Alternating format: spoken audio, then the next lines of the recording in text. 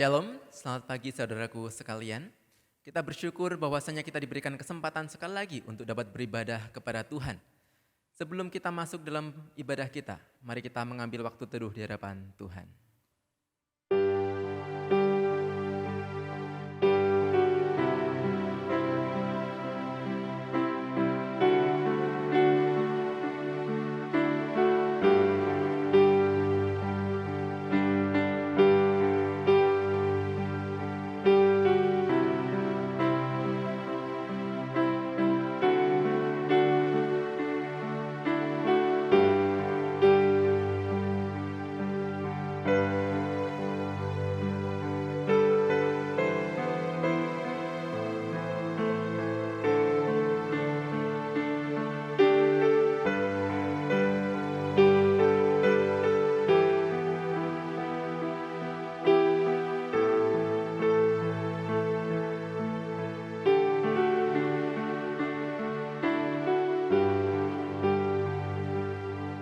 Bangunlah hai jiwaku, bangunlah hai gambus dan kecapi. Aku mau membangunkan fajar. Aku mau bersyukur kepadamu di antara bangsa-bangsa ya Tuhan. Aku mau bermazmur bagimu di antara suku-suku bangsa. Ibadah kita pagi ini dimulai di dalam nama Allah Bapa, Tuhan Yesus Kristus, dan Roh Kudus. Amin. Mari jemaat sekalian, saya undang untuk kita berdiri. Kita mau naikkan pujian bagi Allah kita. Haleluya, puji Tuhan, bangunkan kami.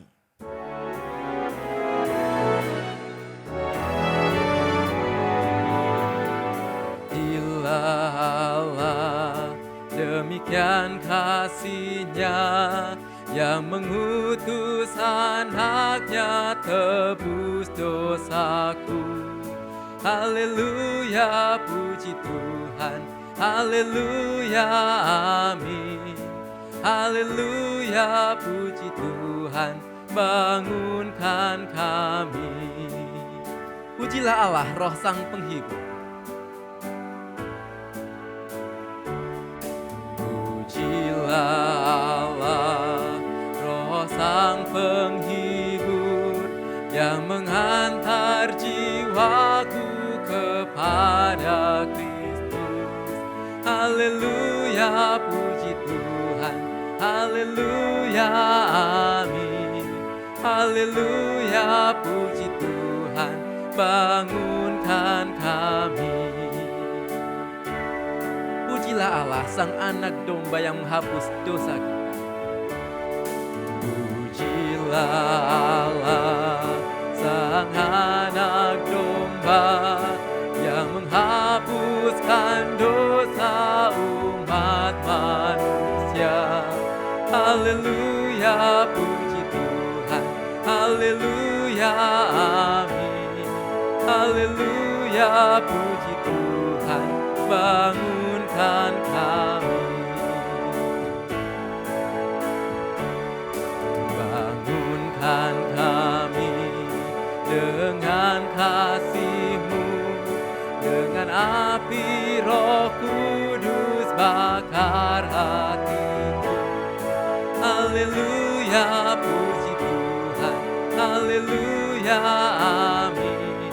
Haleluya, puji Tuhan, bangun. Haleluya, puji Tuhan, haleluya, puji Tuhan, haleluya, amin.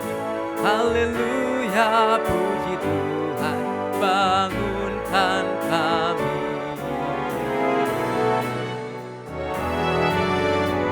Mari kita masuk dalam doa. Segala pujian, syukur, dan pengagungan kami naikkan kepada Engkau Allah yang hidup. Allah Tritunggal yang senantiasa menyertai kehidupan kami. Allah yang senantiasa tidak pernah meninggalkan kami waktu demi waktu. Bersyukur ketika pagi ini kami diberikan kesempatan untuk boleh beribadah kepada Tuhan.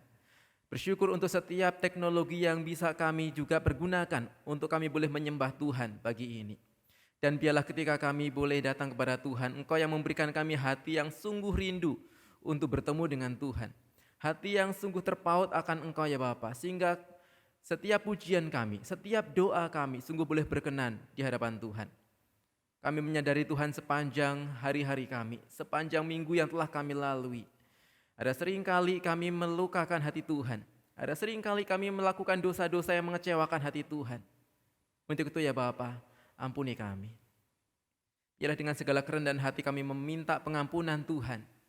Dan memohon biarlah Engkau Allah yang Maha Kudus, yang memberikan kami hati yang baru, yang menyucikan kami, yang melayakkan kami untuk datang menyembah Tuhan yang kudus. Terima kasih Bapa.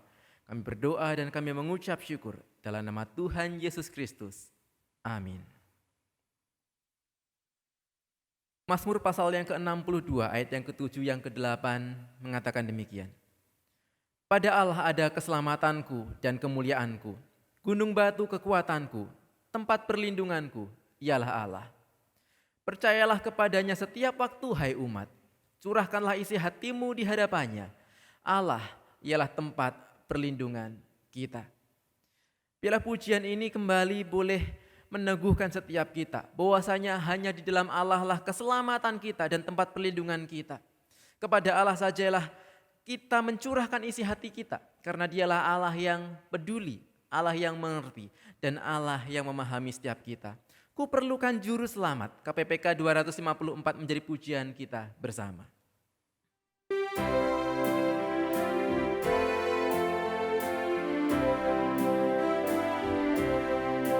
Ku perlukan juru selamat agar ku tak tersesat, dan ku harus merasakan bahwa Tuhanku dekat.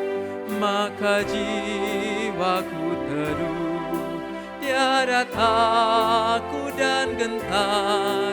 Bila Tuhanku menuntun, tiada aku mengeluh. Ku perlukan juru selamat karena imanku lemah. Bukan juru selamat karena imanku lemah. Ya menghibur, menguatkan, sungguh tiada bandingnya. Maka jiwaku teduh, tiada takut dan gentar. Bila Tuhanku menuntun, tiada aku mengeluh. Ku perlukan juru selamat agar ku dibimbingnya, melintasi arus Yordan, antarku ke seberang. Maka jiwaku teduh, tiada takut dan gentar. Bila Tuhanku menuntun, tiada aku mengeluh.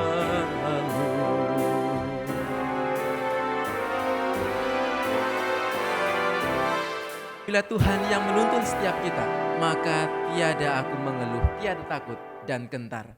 Biarlah itu yang menjadi kekuatan iman kita bersama. Dan bersama dengan gereja sepanjang abad dan tempat, mari kita bersama boleh mengikrarkan pengakuan iman kita.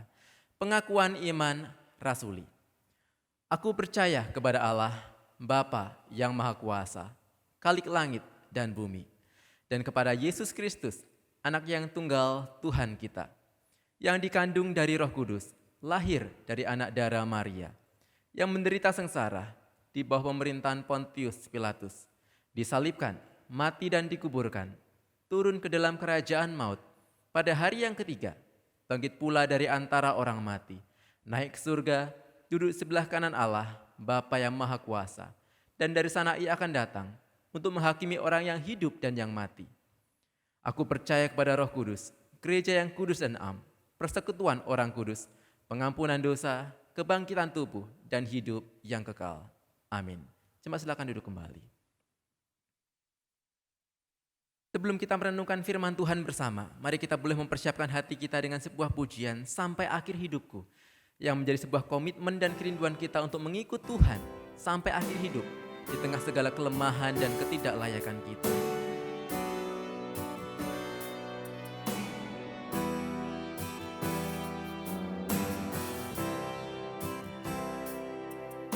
Bapa, Engkau mengenalku lebih dari siapapun.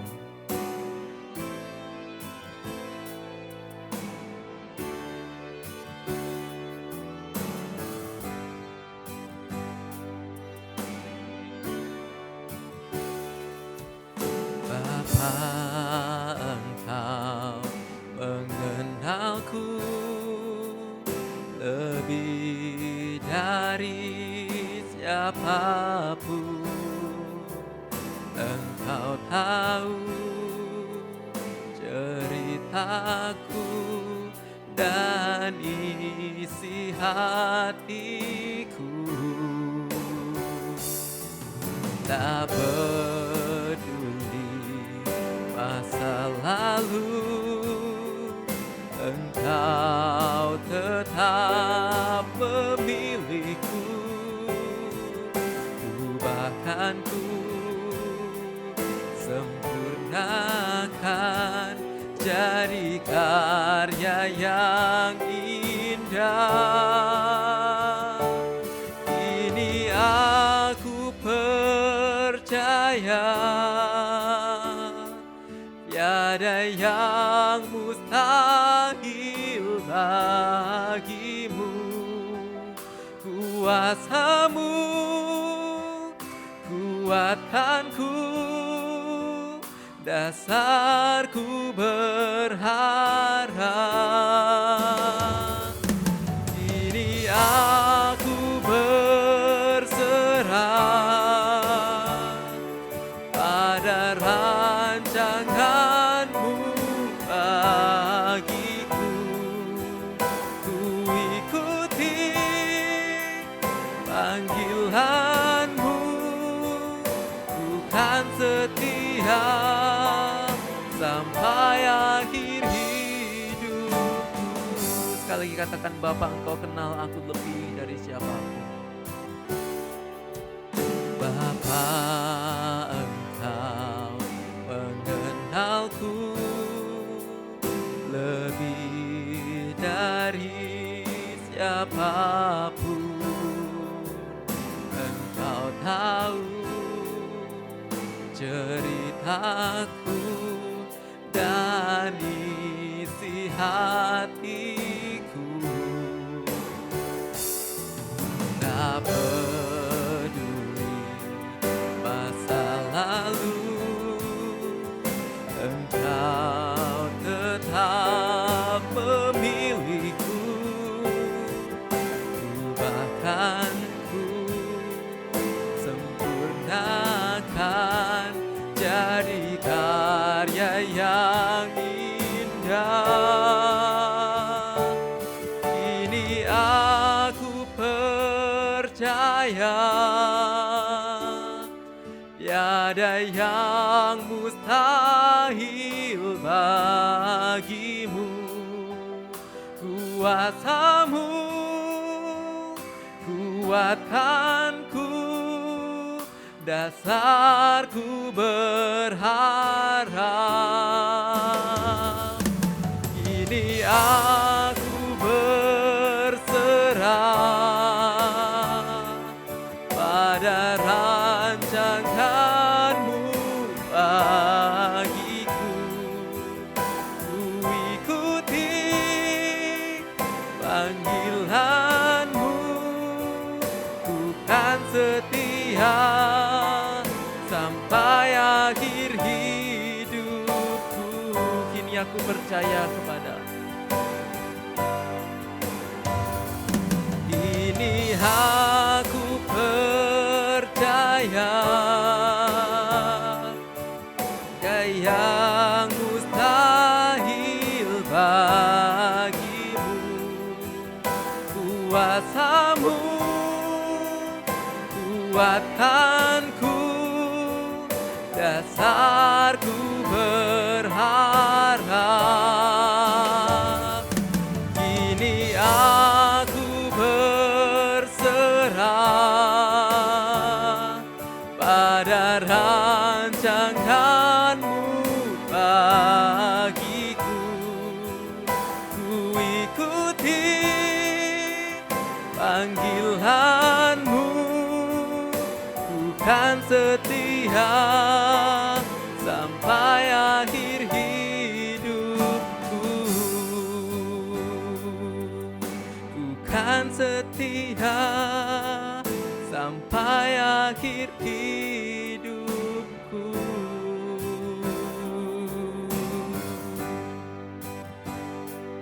Mari kita masuk dalam doa. Bapa, kami meyakini Engkau adalah Allah yang mengenal setiap kami. Engkau mengetahui setiap pribadi kami yang terdalam. Engkau mengenal kelemahan-kelemahan kami. Dan kami bersyukur Engkau menopang kami. Untuk itu ya Bapa, biarlah kami semakin hari semakin rindu untuk mengenal Tuhan kami. Semakin rindu untuk kami boleh semakin dekat dengan Engkau Allah kami. Dan kami mau setia sampai akhir hidup kami. Bapa, biarlah firman yang akan kami renungkan bersama sebentar lagi boleh menjadi penguatan bagi setiap kami masing-masing. Boleh menjadi peneguh iman kami, sehingga kami dimampukan untuk senantiasa berjalan bersama dengan Tuhan waktu demi waktu. Berkati hamba-Mu, berkati setiap jemaat-Mu yang merenungkan bersama-sama. Dalam nama Tuhan Yesus Kristus kami berdoa dan mengucap syukur. Amin. Saudaraku, sadar atau tidak ada stereotip-stereotip tertentu yang dipercaya atau bahkan kita juga percayai di dalam masyarakat kita secara umum. Misalnya ada yang mengatakan mungkin dokter itu seorang yang selalu sehat, yang kalau kita menemui, apalagi sebelum masa pandemi, ada seorang dokter yang sakit maka seringkali komentarnya, loh ternyata bisa sakit juga ya. Atau ada sebuah stereotip yang lebih umum lagi ketika melihat seorang pria. Seorang pria itu secara umum dipercaya sebagai seorang yang kuat secara mental dan emosional. Seorang yang tidak boleh menangis. Karena menangis itu ada sebuah tanda kelemahan. Atau ketika kita melihat di dalam kehidupan kita berbangsa dan bertanah air. Dengan adanya berbagai banyak suku bangsa di Indonesia, maka kita sadar atau tidak ada stereotip-stereotip tertentu yang juga kita kenakan kepada orang-orang dari suku-suku tertentu. Misalnya ketika kita melihat orang Jawa, maka kita asosiasikan orang Jawa itu orang yang lemah lembut. Orang Batak itu orang yang keras. Orang Manado itu misalnya orang yang makan segala sesuatu begitu ya. Atau segala macamnya. Yang akhirnya ketika kita menemui atau berhadapan dengan seorang yang berbeda daripada apa yang kita yakini, maka komentar-komentarnya seringkali negatif. Misalnya, kamu kok Jawa tetapi keras ya wataknya. Ya. Kamu Batak tetapi kok justru lemah lembut. Ya. Ada seakan-akan suatu ketidaksinambungan antara Jawa dengan sifat yang keras. Antara Batak dengan kelemah lembutan. Antara seorang pria dengan sebuah tangisan. Nampaknya ada sebuah ketidaksinambungan di antara kedua hal itu. Yang sekalipun saya percaya dan kita juga akhirnya bisa meyakini bahwasanya seringkali stereotip-stereotip tertentu seperti itu tidaklah benar. Merupakan stereotip-stereotip yang keliru, yang tidak menggambarkan apa yang semestinya terjadi. Saudaraku, di dalam kehidupan kita ketika kita bicara soal iman pun, sadar atau tidak, seringkali juga ada stereotip tertentu yang kita kenakan ketika kita bicara soal iman kita. Orang yang beriman seringkali dipercaya sebagai orang yang kuat, yang teguh, yang tidak goyah, yang tidak ragu-ragu.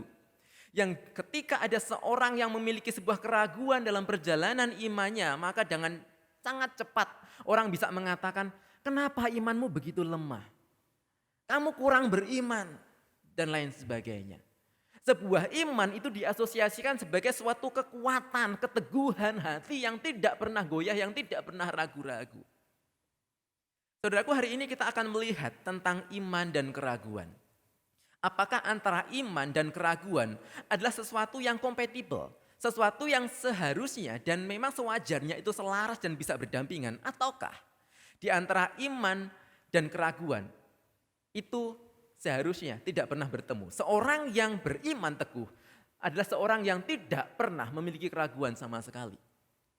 Untuk itu mari kita membuka Alkitab kita dan kita membaca di dalam Injil Matius pasal yang ke-11, ayat yang kedua sampai dengan yang ke-6. Injil Matius pasal yang ke-11 ayat yang kedua sampai dengan yang ke-6, firman Tuhan mengatakan demikian. Di dalam penjara, Yohanes mendengar tentang pekerjaan Kristus. Lalu menyuruh murid-muridnya bertanya kepadanya, "Engkaukah yang akan datang itu? Atau haruskah kami menantikan orang lain?" Yesus menjawab mereka, "Pergilah dan katakanlah kepada Yohanes apa yang kamu dengar dan kamu lihat. Orang buta melihat, orang lumpuh berjalan, orang kusta menjadi tahir, orang tuli mendengar, orang mati dibangkitkan, dan kepada orang miskin diberitakan kabar baik. Dan berbahagialah orang yang tidak menjadi kecewa dan menolak aku." Amin. Sedemikian jauh pembacaan Alkitab kita pagi ini, berbahagialah orang yang merenungkan dan melakukan firman itu dalam kehidupannya. Saudaraku, di dalam ayat ini kita melihat sebuah kisah dari seorang yang bernama Yohanes. Yang kita tahu Yohanes di dalam bagian ini bukan Yohanes muridnya Tuhan Yesus, tetapi merupakan Yohanes Pembaptis. Nah, siapa itu Yohanes Pembaptis? Setidaknya ketika kita membaca kitab-kitab Injil kita menemui Yohanes Pembaptis ini setidaknya satu. Dia seorang yang masih memiliki hubungan kekerabatan dengan Yesus Kristus. Di dalam Injil Lukas dikisahkan bahwasanya Elisabet, ibu dari Yohanes Pembaptis itu masih memiliki hubungan kekerabatan dengan Maria, ibu dari Tuhan Yesus kita. Yohanes Pembaptis juga adalah seorang yang melayani dengan luar biasa. Dia membaptis banyak orang, termasuk juga dia membaptiskan Yesus Kristus. Dan dia melihat ketika Yesus naik dari air, keluar dari air, dia melihat bagaimana Roh Allah turun dalam bentuk burung merpati dan kemudian mendengar suara dari sorga tentang Yesus yang mengatakan, "Inilah anakku yang kukasihi, kepadanya lah aku berkenan." Sebuah pengalaman supranatural yang luar biasa tentu saja. Yohanes Pembaptis juga adalah seorang atau bahkan bisa dikatakan orang pertama yang menunjuk kepada Yesus dan mengatakan, "Inilah, lihatlah anak domba Allah yang menghapus dosa dunia." Dia adalah orang yang bahkan mendorong murid-muridnya untuk mengikuti Yesus dan mengatakan, "Iya, Yesus harus makin besar dan aku makin kecil." Maka kita dapat melihat siapa Yohanes Pembaptis itu. Dia adalah seorang nabi yang sangat luar biasa. Seorang yang memiliki keyakinan yang begitu kuat tentang Yesus yang adalah Mesias, anak Allah. Seorang yang telah menyaksikan dengan mata dan telinga sendiri bagaimana Allah mengokohkan posisi Yesus sebagai anak Allah dalam peristiwa baptisan. Seorang yang mendedikasikan hidupnya, pelayanannya, dirinya untuk mempersiapkan jalan bagi pelayanan Yesus Kristus. Tetapi orang yang seperti ini, di dalam satu titik dalam hidupnya, dia mengutus murid-muridnya untuk bertanya kepada Yesus, "Engkaukah Mesias yang akan datang itu? Atau haruskah kami menantikan seorang yang lain?" Pertanyaannya kenapa? Kenapa Yohanes bertanya seperti itu? Bukankah dia yang awalnya begitu yakin tentang siapakah Yesus itu? Dia yang awalnya begitu yakin bahkan mendorong murid-muridnya, mendorong banyak orang untuk mengikuti Yesus dan mengatakan, "Inilah, lihatlah anak domba Allah." Kenapa di titik ini dia justru bertanya-tanya, "Engkaukah Mesias itu? Atau kami harus menantikan orang lain?" Di satu titik dalam hidupnya ada keraguan dalam diri Yohanes Pembaptis. Ada keraguan tentang siapakah Yesus itu. Apakah Yesus itu adalah Mesias yang dijanjikan? Ataukah selama ini dia salah? Tapi mengapa Yohanes bisa ragu? Apa yang menyebabkan Yohanes Pembaptis mulai goncang dalam keyakinannya yang semula? Apakah dia mulai kehilangan imannya? Saudaraku, ketika kita membaca ayat yang kita baca tadi, di ayat yang kedua, banyak orang yang dengan mudah dapat menganggap bahwasanya yang menyebabkan Yohanes itu memiliki sebuah keraguan adalah karena penderitaan yang ia alami. Ayat yang kedua tadi dikatakan demikian, di dalam penjara Yohanes mendengar tentang pekerjaan Yesus. Pada saat itu Yohanes Pembaptis sedang ada di dalam sebuah penjara. Dia dipenjara karena dia menegur dosa Herodes dengan sangat keras. Dia di penjara yang dingin, yang gelap dan menantikan hukuman mati. Yang kita tahu bersama di ending kisahnya, Yohanes kehilangan nyawanya karena dipenggal oleh Herodes. Di dalam situasi yang seperti itu ada penderitaan, ada keheningan, ada kesunyian dan orang mengatakan, ya penderitaan inilah yang akhirnya membuat Yohanes Pembaptis mulai meragukan siapakah Yesus itu. Bukankah kita juga seringkali mengalami hal yang seperti itu? Kita dapat dengan yakin mengatakan bahwasanya Allah itu baik, Allah itu hebat, Allah itu penuh kasih. Ketika yang ada dalam hidup kita semuanya lancar, aman, sejahtera, sentosa, dan semua berkelimpahan. Tetapi seringkali ketika penderitaan itu masuk menerobos pintu rumah kita kemudian mulai terhenyak, kebingungan, dan bahkan putus asa. Dan keraguan itu mulai menyeruak timbul di hati kita. Apakah memang Allah itu Allah yang baik? Apakah memang Allah itu Allah yang penuh kasih? Kalau memang Allah itu baik dan Allah itu penuh kasih, kenapa dia nggak tolong aku? Kalau memang Allah itu baik, kenapa keluargaku kena virus COVID-19? Kalau memang Allah itu baik dan Allah itu penuh kasih, kenapa justru ketika saat-saat kita mau bangkit secara ekonomi, kita justru diserang dengan berbagai varian-varian virus yang baru yang kemudian membuat kita kolaps kembali. Penderitaan seringkali memaksa untuk benih-benih keraguan itu lahir dalam hati kita. Tetapi benarkah penderitaan itu yang menyebabkan Yohanes Pembaptis mengalami keraguan? Bukankah kalau kita melihat di dalam kisahnya, orang ini, Yohanes Pembaptis ini memang adalah orang yang begitu akrab dengan yang namanya penderitaan. Di dalam Matius pasal yang ketiga dikatakan tentang Yohanes. Yohanes itu memakai jubah bulu unta dan ikat pinggang dan makanannya adalah belalang dan madu hutan. Dia adalah seorang yang memilih tinggal di padang gurun dengan segala keterbatasan dan kesederhanaannya. Dia adalah orang yang memilih dengan sukarela menjauhkan diri dari segala kenikmatan duniawi yang sebenarnya bisa saja dia peroleh karena dia punya banyak pengikut. Dia adalah orang yang dengan lantang berani menegur Herodes yang pastinya dia sadar setelah dia menegur seorang pemimpin dengan keras, maka dia tidak bisa lagi berbaring dengan santai sambil minum jus orange. Dia pasti tahu konsekuensinya seperti apa. Dia pasti tahu dia akan kehilangan kenyamanan hidupnya. Ada penderitaan yang akan dia alami sebentar lagi ketika dia berani menentang seorang pemerintah yang sedang berkuasa pada saat itu. Tapi itulah Yohanes Pembaptis. Seorang yang sejak awal mendedikasikan hidupnya untuk menyuarakan kebenaran dengan lantang dan keras. Bertobatlah, sebab kerajaan Allah sudah dekat. Sebuah berita yang tidak populer. Seharusnya setidaknya dia tidak perlu kaget dengan yang namanya penderitaan. Dia sudah akrab dengan yang namanya penderitaan, apalagi seharusnya dia tidak perlu ragu ketika mengalami penderitaan. Penderitaan seharusnya tidak menjadikan dia ragu terhadap apa yang selama ini dia pegang dan suarakan dengan lantang. Lalu kalau penderitaan itu bukan menjadi alasannya, kemudian apa yang membuat Yohanes menjadi ragu? Banyak ahli yang kemudian sependapat bahwasanya keraguan itu muncul bukan karena adanya penderitaan, melainkan karena adanya sebuah konsep yang keliru tentang kemesiasan Yesus sendiri. Sebuah konsep yang keliru tentang kemesiasan itu sendiri. Yohanes Pembaptis nampaknya sama seperti orang-orang Yahudi pada umumnya. Pada saat itu yang kemudian memiliki sebuah pemahaman bahwasanya Mesias adalah pribadi yang memimpin dan melepaskan mereka secara politis. Seorang yang berwibawa, seorang yang maju menentang dengan lantang para pemerintah Romawi yang kafir dan bejat itu. Seorang yang akan membawa bangsa mereka kepada sebuah kemenangan luar biasa. Dan kita bisa melihat dengan sebuah pemahaman dan konsep seperti itu, Yohanes dengan begitu bangga menjadi bagian dari pekerjaan Mesias yang dia percayai ini. Karena dia meyakini sebentar lagi reformasi besar akan terjadi. Dan kemungkinan besar juga dengan semua konsep mesianik yang seperti ini, dia memiliki sebuah keberanian yang baru untuk kemudian menegur Herodes dengan keras.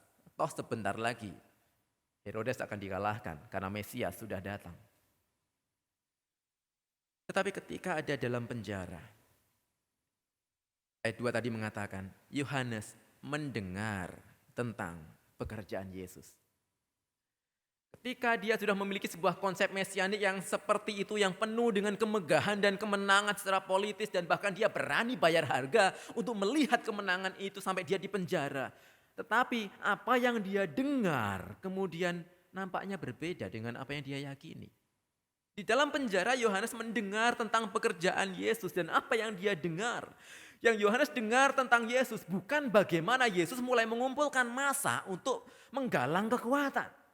Yang Yohanes dengar tentang Yesus bukan bagaimana Yesus itu mulai berani untuk menentang pemerintahan Romawi dengan lantang. Yang Yohanes dengar tentang Yesus justru adalah Yesus yang berteman dengan Matius si pemungut cukai. Yang tidak lain adalah antek Romawi. Yang Yohanes dengar tentang Yesus justru bagaimana Yesus makan bersama dengan orang-orang pendosa. Yang Yohanes dengar tentang Yesus justru bahwasanya Yesus menyembuhkan seorang hamba perwira Romawi. Seorang musuh besar dari bangsa mereka. Maka kita bisa paham kenapa akhirnya benih keraguan itu muncul. Karena apa yang dia dengar tentang pelayanan Yesus sangat jauh berbeda dengan apa yang dia ekspektasikan selama ini. Dengan apa yang dia percayai selama ini tentang Mesias itu. Di titik ini semua keyakinan Yohanes tentang Yesus sebagai Mesias mulai goyah. Semua ekspektasinya tentang Mesias meleset dan tidak terwujud. Disitulah keraguan menyeruak, memaksa Yohanes bertanya, engkaukah Mesias itu? Atau haruslahkah kami menantikan orang lain? Apakah memang engkau adalah Mesias yang seperti itu? Saudaraku, keraguan itu muncul ketika ekspektasi kita tidak terpenuhi. Dan ekspektasi itu bisa salah arah karena bersumber dari sebuah pengenalan yang bermasalah. Sebuah pengenalan yang bermasalah membawa pada ekspektasi yang salah arah. Dan di sanalah keraguan menyelinap masuk ke ruang terdalam kita. Tuhan seperti apa yang kita percayai dan imani? Tuhan seperti apa yang kita ikuti saat ini? Apakah Tuhan yang kita imani itu adalah Tuhan yang senantiasa akan memberikan kita berkat, kesembuhan, pemulihan, terobosan? Apakah Tuhan yang kita percaya itu adalah Allah yang akan membuat hidup kita selalu bahagia, sentosa, aman, damai, sejahtera? Kalau Allah yang seperti itu yang kita percayai, maka ekspektasi kita juga akan kita arahkan ke sana. Ekspektasi kita bahwasanya Tuhan akan senantiasa menolong kita dan melepaskan kita atau setidaknya membawa kita jauh dari masalah. Dan ketika realitas hidup berlawanan dengan hal itu. Ketika kita justru harus bergelut di dalam problema, masuk ke dalam penderitaan, tertekan dalam kesulitan kehidupan. Di sanalah benih-benih keraguan itu bisa muncul. Tapi perhatikan satu hal. Ketika itu terjadi, sebenarnya yang sedang kita ragukan adalah Tuhan yang sedang kita buat sendiri di dalam pikiran kita. Sebenarnya yang sedang kita pertanyakan adalah Tuhan buatan kita sendiri yang kita buat dengan sebuah konsep yang dangkal dan keliru itu. Bukan Tuhan yang benar. Karena Tuhan yang benar sama sekali tidak sama seperti yang ada dalam pikiran kita. Saudaraku, bagi kita yang sudah menikah, di dalam kehidupan pernikahan dulu sebelum kita masih single atau bagi kita yang masih single saat ini. Kehidupan pernikahan itu seperti apa dalam pikiran kita? Ekspektasi apa yang bagi kita waktu belum menikah kita kemudian menggambarkan sebuah kehidupan pernikahan itu seperti apa? Kalau pernikahan itu kita gambarkan sebagai sebuah kehidupan yang happily ever after seperti endingnya film-film Disney gitu ya, ketika mereka menikah, di endingnya kan biasanya seperti itu. Ada pernikahan dan kemudian mereka hidup bahagia selamanya. Dan kita kemudian asumsikan dan kemudian kita ekspektasikan bahwasanya kehidupan pernikahan itu adalah kehidupan yang bahagia ever after. Bahagia selamanya, tidak ada sebuah kesedihan, tidak ada sebuah permasalahan. Maka saya khawatir kita akan mengalami sebuah kesulitan dan keraguan ketika kita masuk terjun ke dalam dunia pernikahan. Kenapa film-film Disney itu berakhir dengan sebuah kalimat mereka bahagia seterusnya dan selamanya? Karena memang kisahnya berhenti di pesta pernikahan.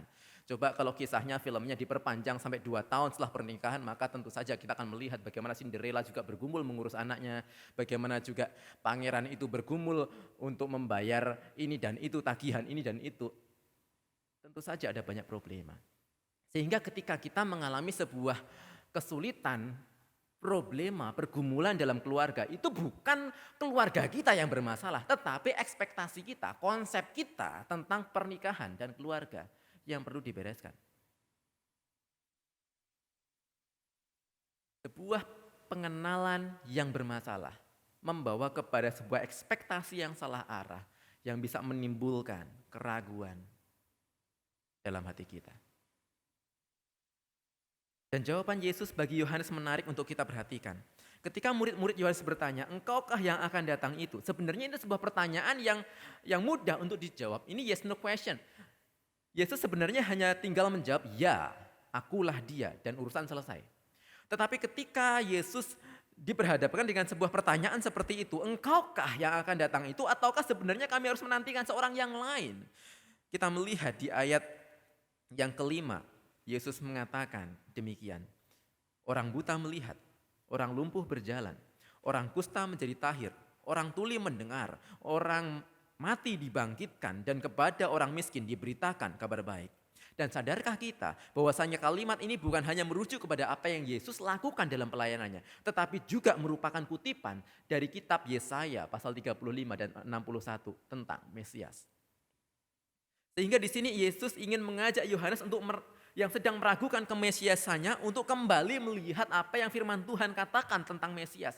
Mesias yang seperti apa yang dijanjikan oleh perjanjian lama. Mesias seperti apa yang sedang digambarkan oleh firman Tuhan dalam perjanjian lama. Bukankah perjanjian lama di banyak tempat menggambarkan Mesias dengan cara yang begitu berbeda dengan apa yang diyakini orang-orang pada umumnya, termasuk Yohanes Pembaptis pada saat itu. Bukankah Yesaya juga menggambarkan Mesias ini dengan cara yang begitu berbeda. Pemulihan yang Mesias bawa itu dengan cara yang berbeda. Bahkan Yesaya, kitab Yesaya juga menggambarkan Mesias sebagai seorang yang menderita dan mati dalam kehinaan. Jadi Yesus ingin mengembalikan Yohanes kepada sebuah konsep firman Tuhan yang benar. Dan nampaknya itu cukup untuk mengkoreksi pemahaman Yohanes Pembaptis selama ini. Maka di sini saya mengajak kita kembali ke pertanyaan awal tadi. Apakah sebenarnya iman itu koeksis dan kompatibel dengan keraguan? Apakah iman itu bisa berjalan seiring dengan keraguan? Dan saya menjawab, ya. Keraguan bukan musuh dari iman. Keraguan justru bukti dari sebuah perjalanan iman yang sehat dan digumulkan. Keraguan bukan musuh dari iman yang berbeda jalan dengan iman. Keraguan justru menjadi sebuah bukti dari perjalanan iman yang sehat dan digumulkan. Orang yang menggumulkan imannya dengan serius sangat mungkin, sekalipun saya tidak mengatakan pasti, sangat mungkin bertemu dengan keraguan. Namun keraguan itu muncul bukan untuk mematikan iman, melainkan justru mendorong untuk memikirkan ulang apa yang selama ini dipercayai, mengkoreksi konsep dan pemahaman yang mungkin saja salah, dan membangun kembali fondasi yang baru yang lebih kokoh, yang lebih bisa bertahan kuat dari sebelumnya. Keraguan justru bukti dari perjalanan iman yang sehat dan digumulkan.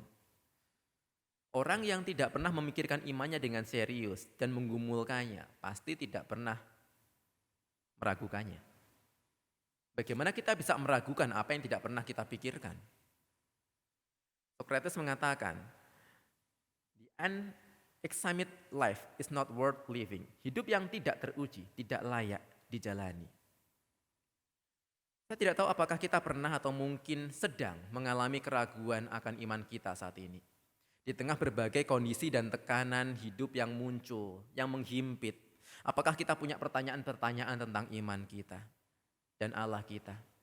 Kalaupun ada keraguan seperti itu, saya mengajak kita untuk menghadapinya dengan kejujuran.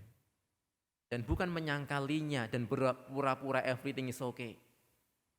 Buang segala basa-basi busuk yang ketika ditanya orang apa kabar, jawabannya seakan-akan harus selalu, oh puji Tuhan baik. Yang seakan-akan kalau kita mengatakan kita tidak sedang merasa baik, maka ada yang salah dengan iman kita.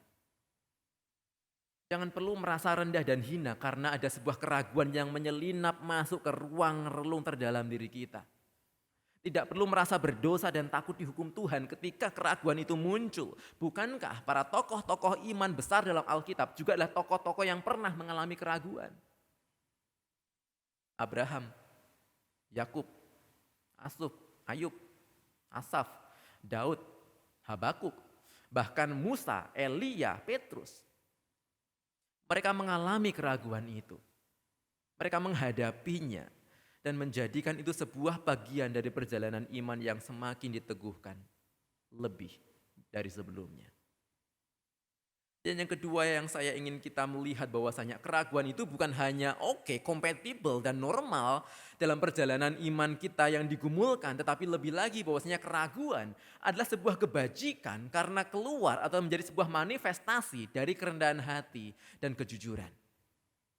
Kebajikan itu adalah sebuah manifestasi dari kerendahan hati dan kejujuran ketika kita berhadapan dengan berbagai problema yang ada. Menarik ketika kita membaca setelah murid-murid Yohanes pergi, maka Yesus mengajak murid-muridnya untuk berdiskusi. Dan Yesus mengatakan sesuatu tentang Yohanes kepada murid-muridnya. Dan di sini Yesus bukan sedang menggunjingkan Yohanes, menggosipkan Yohanes, atau mencemooh keraguannya. Di ayat yang ke-11, Yesus justru mengatakan demikian, "Aku berkata kepadamu, sesungguhnya di antara mereka yang dilahirkan oleh perempuan tidak pernah tampil seorang yang lebih besar daripada Yohanes Pembaptis." Sebuah pujian yang luar biasa di tengah keraguan Yohanes. Kenapa? Karena sekali lagi keraguan itu bukan aib. Keraguan itu justru sebuah kebajikan karena muncul sebagai sebuah ekspresi atau manifestasi dari kerendahan hati dan kejujuran. Kerendahan hati dan kejujuran karena dia sadar dia tidak dapat memahami apa yang sedang terjadi. Kerendahan hati dan kejujuran karena mengakui bahwasanya dia terbatas dan bodoh ketika berhadapan dengan Allah yang tak terbatas dan maha bijaksana. Kerendahan hati dan keraguan dan kejujuran dengan menyadari bahwasanya seberapapun pandai, terkenal, bertalenta dan hebatnya dia tetap seorang yang dungu dan tidak mengerti ketika berhadapan dengan Allah. Asaf dalam salah satu mazmurnya menuangkan segala keraguannya kepada Tuhan. Ketika dia melihat sebuah realitas kehidupan yang sangat bertolak belakang dengan apa yang dia imani. Dan dia mengatakan, "Aku dungu dan tidak mengerti. Seperti hewan aku di dekatmu. Seperti hewan aku di dekatmu. Seperti hewan yang dungu aku di dekatmu." Seorang bapa yang datang kepada Yesus ketika anaknya dirasuk setan tanpa harapan berseru, "Aku percaya, tolonglah aku yang tidak percaya ini. I believe, help my unbelief." Sebuah bentuk kejujuran dan kerendahan hati dengan merengkuh kelemahan, merengkuh kerapuhan diri, bahwasanya memang kita ini lemah, bahwasanya memang kita nggak ngerti, kita nggak paham jalan-jalan Tuhan.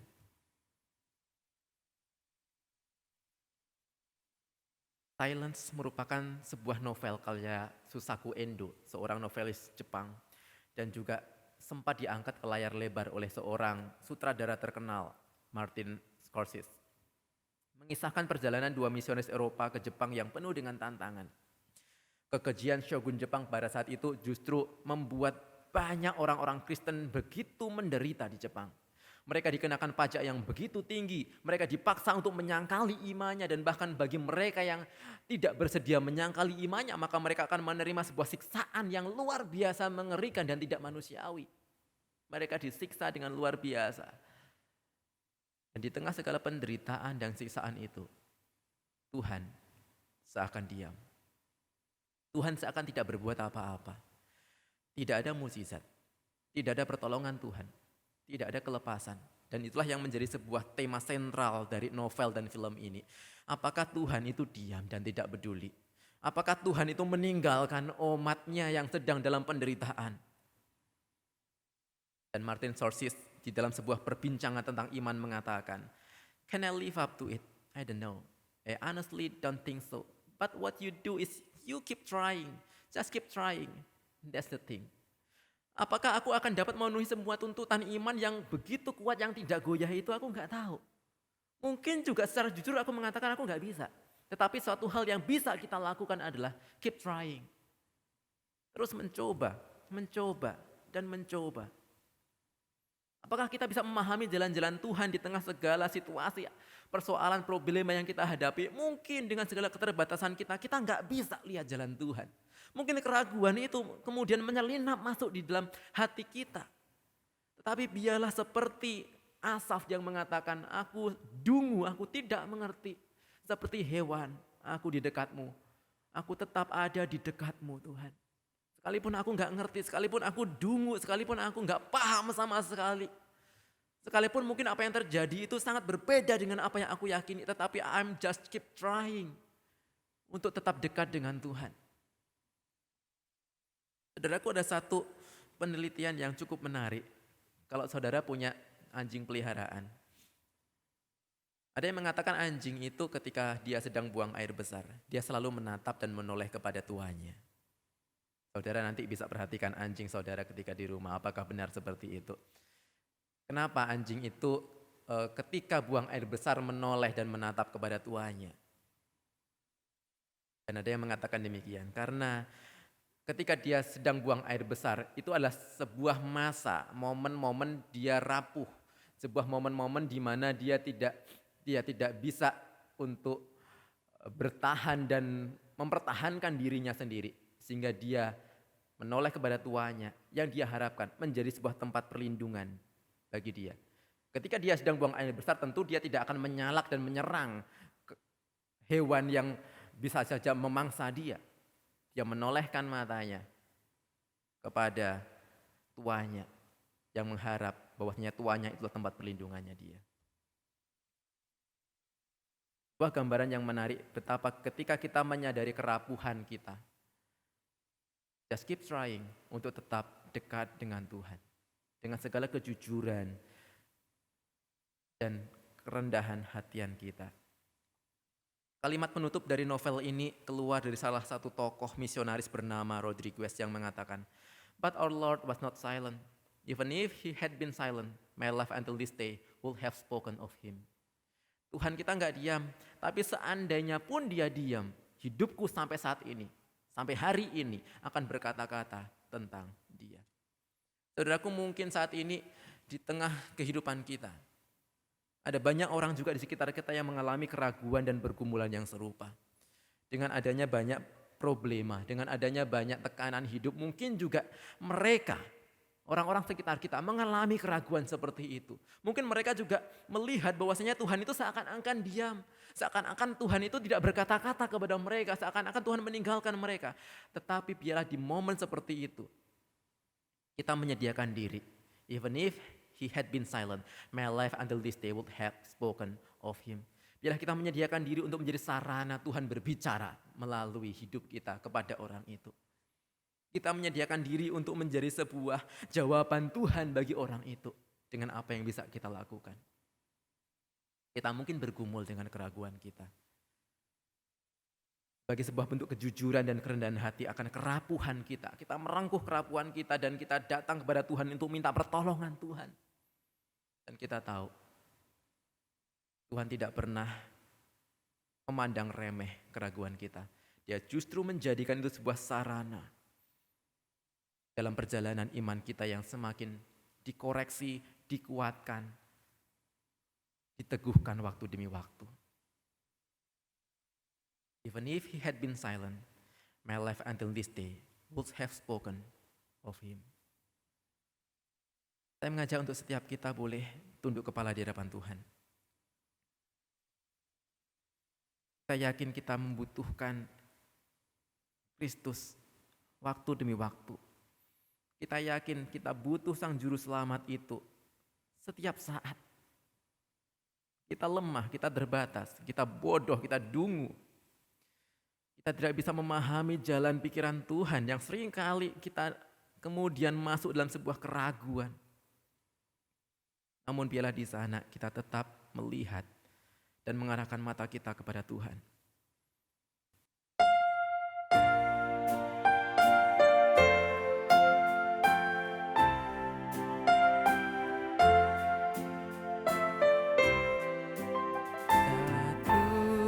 Tuhan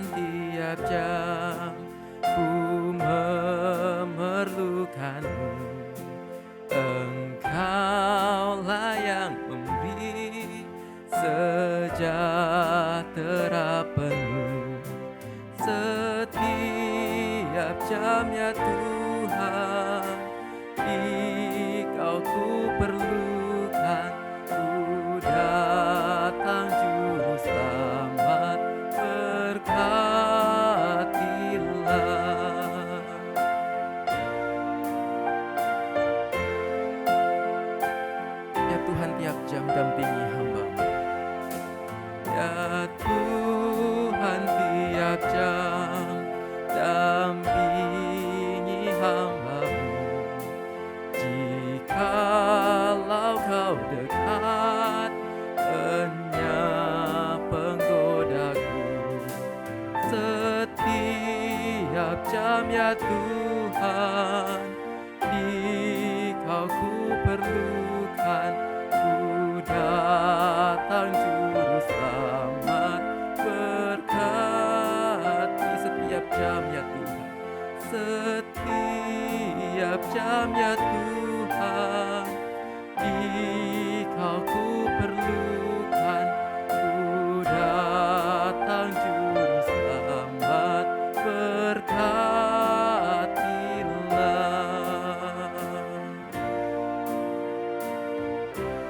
Ya Bapa, di dalam segala kelemahan dan kerentanan kami, dalam segala kerapuhan dan ketidakmengertian kami menyadari seringkali juga ada benih-benih keraguan yang muncul. Dan tolong kami ya Bapa, ketika benih keraguan itu muncul, kami tidak mengabaikannya, kami tidak menyangkalinya. Kami justru boleh menghadapinya dengan sebuah kejujuran dan bertanya kepada Tuhan. Karena kami tahu, di dalam sebuah keraguan itu Engkau bisa bekerja untuk mengkoreksi pemahaman kami yang salah. Untuk boleh membangun kembali sebuah fondasi yang kuat, yang kokoh, yang jauh lebih bisa bertahan dari sebelumnya. Engkau bukanlah Allah yang menghina dan mencemooh kami ketika kami jatuh dalam keraguan. Engkau Allah yang tetap membuka tangan-Mu lebar buat kami, mendekap kami erat, dan menguatkan kami waktu demi waktu. Kami memerlukan Engkau setiap jam, kami memerlukan Engkau setiap waktu. Bekerjalah Tuhan di hati kami, di hidup kami. Bapak, kami menyadari Tuhan, situasi saat ini begitu sulit bagi beberapa di antara kami.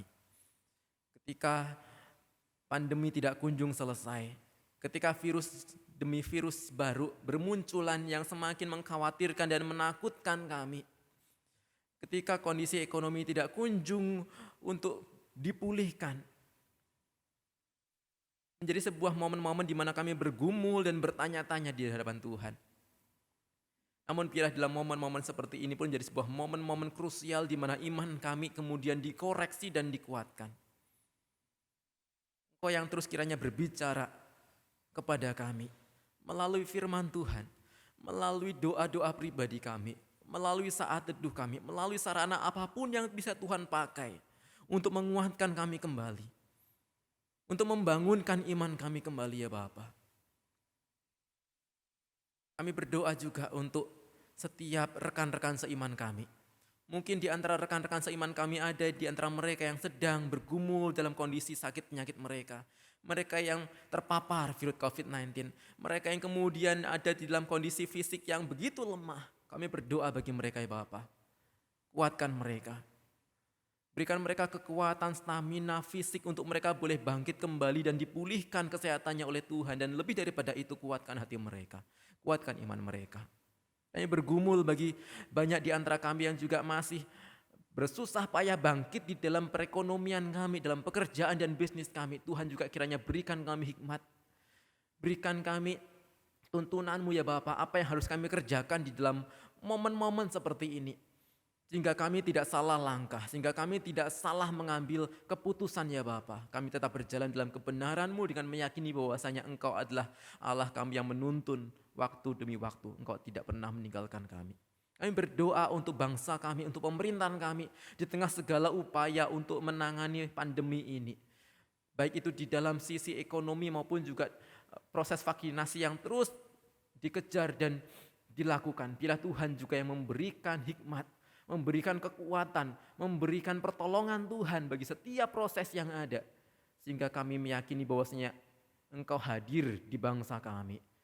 Engkau menopang bangsa kami. Dan pada waktunya nanti kami percaya Engkau bisa memulihkan bangsa kami ya Bapa. Kami juga berdoa untuk gereja-gereja Tuhan. Bila di dalam kondisi-kondisi yang sulit seperti ini, gereja-gereja Tuhan juga tidak tinggal diam. namun mereka menyediakan diri mereka untuk menjadi jawaban Tuhan bagi orang-orang yang membutuhkan. Mereka menyediakan diri mereka untuk melayani sesama mereka dan justru memakai sebuah kesempatan ini untuk mewartakan kasih Tuhan dengan luar biasa. Mampukan setiap anak-anak-Mu ya Bapa, mampukan setiap mereka. Dan kami menyerahkan setiap pribadi kami, gereja kami, keluarga kami, pekerjaan kami, bangsa kami dalam tangan kuasa-Mu. Kami percaya Engkau Allah yang tidak pernah meninggalkan kami. Engkau Allah yang tidak diam. Engkau Allah yang senantiasa menopang kami waktu demi waktu. Dan kami berdoa seperti yang Tuhan ajarkan kepada kami demikian. Bapa kami yang di surga, dikuduskanlah nama-Mu, datanglah kerajaan-Mu, jadilah kehendak-Mu di bumi seperti di surga. Berikanlah kami pada hari ini makanan kami yang secukupnya, dan ampunilah kami akan kesalahan kami, seperti kami juga mengampuni orang yang bersalah kepada kami. Dan janganlah membawa kami ke dalam pencobaan, tetapi lepaskanlah kami daripada yang jahat. Karena Engkaulah yang empunya kerajaan dan kuasa dan kemuliaan sampai selama-lamanya. Amin. Jemaat sekalian, di tengah segala problema kehidupan kita, saya yakin dan saya percaya bahwasanya Tuhan senantiasa boleh memberkati kita. Tuhan menopang kita, Tuhan mencukupkan segala keperluan kita. Dan mari saat ini kita boleh memberikan persembahan kita sebagai ucapan syukur di hadapan Tuhan. Kita dapat memberikan persembahan kita melalui transfer ke nomor rekening yang tersedia, ataupun juga melalui QR Code yang juga dapat kita akses. Ataupun juga saudara bisa mengumpulkannya dan kemudian membawanya ke gereja ketika sudah memungkinkan waktunya. Mari kita memberikan persembahan kita dengan menaikkan pujian. Ku bersandar Tuhanku, KPPK 218.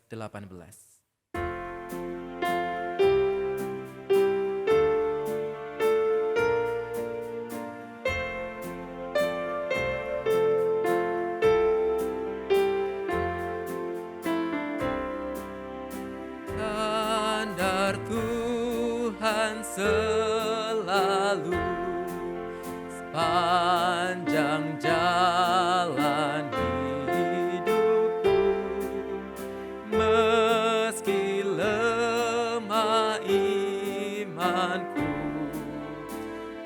ku bersandar Tuhanku sampai akhir hidupku, ku bersandar Tuhanku. Dengan berani ku tempuh, karena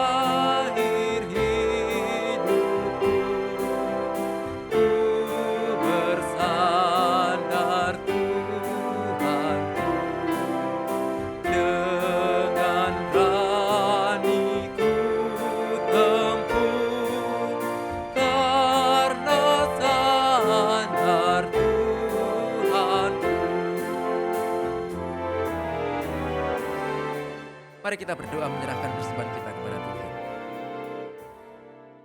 Bapa, kami meyakini bahwasanya berkat pemeliharaan Tuhan itu tidak pernah lepas dari hidup kami. Sekalipun di masa-masa sulit, Engkau senantiasa menopang kami. Engkau selalu mencukupkan kebutuhan kami.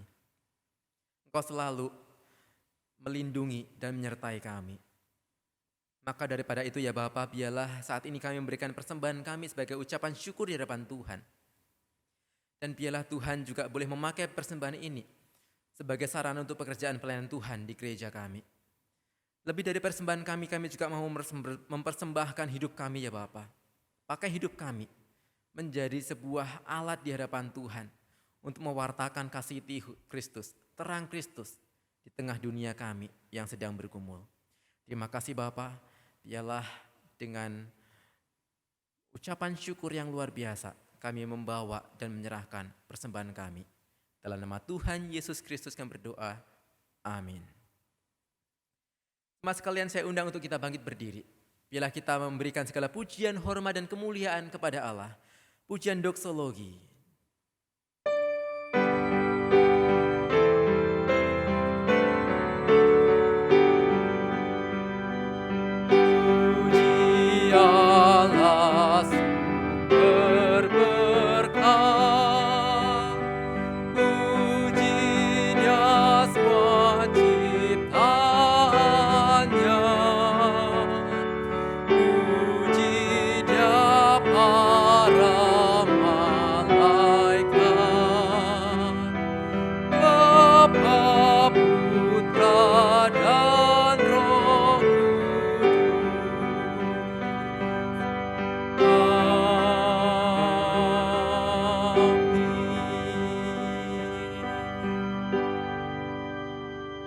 Sekalian, ibadah kita telah selesai, namun biarlah di dalam hari demi hari kehidupan kita senantiasa membawa segala kerapuhan dan ketidakmampuan kita kepada Tuhan.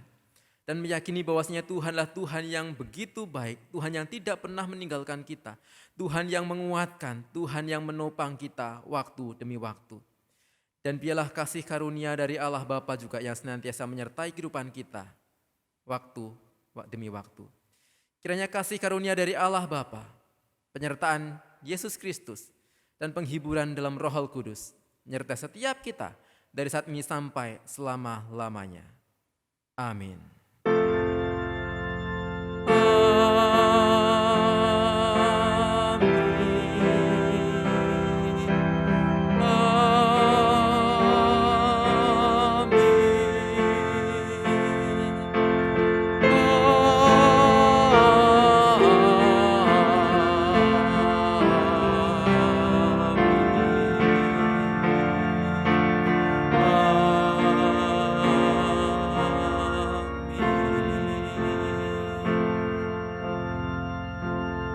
Silakan duduk kembali. Ibadah kita selesai, silakan mengambil saat teduh.